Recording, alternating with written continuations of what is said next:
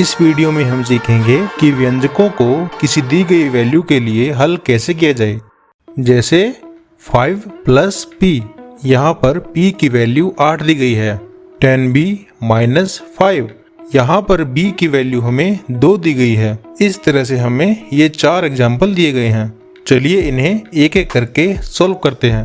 पहला है 5 + p, इसे हमें सॉल्व करना है p की वैल्यू 8 के लिए।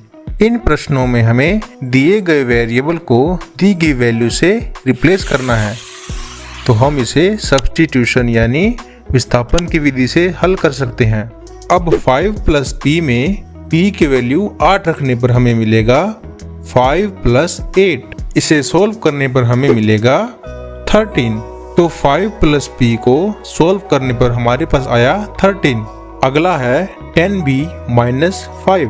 जब भी किसी नंबर के साथ कोई वेरिएबल आए और उनके बीच में कोई भी ऑपरेटर ना हो तो हम इसे गुणा से रिप्लेस कर सकते हैं। जैसे ये हुआ 10 × b - 5। अब b की वैल्यू दी गई है 2, तो ये होगा 10 × 2 - 5।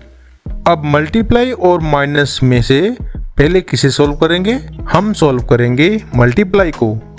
अगर आपको बोर्ड मास का नियम नहीं पता तो हमें कमेंट में बताइए। तो ये हुआ 10 × 2 20 - 5, इसे सॉल्व करने पर हमें मिलेगा 15।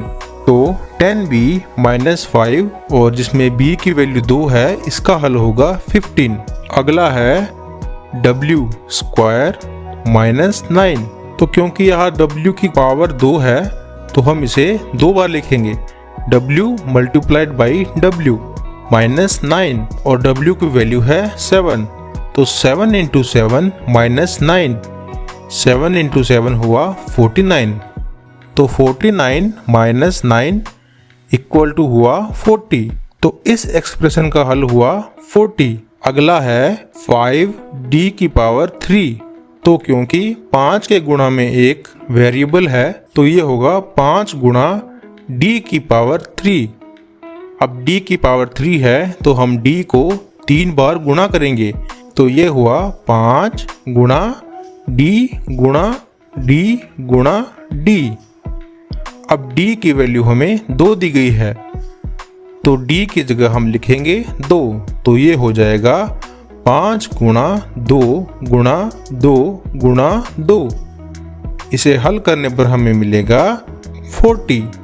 तो 5d3 जिसमें d की वैल्यू 2 है, इसका हल हुआ 40। इसी तरह के और वीडियोस देखने के लिए सब्सक्राइब करें वंश स्टडी जोन को। अब मिलते हैं अगली वीडियो में, तब तक के लिए बाय बाय।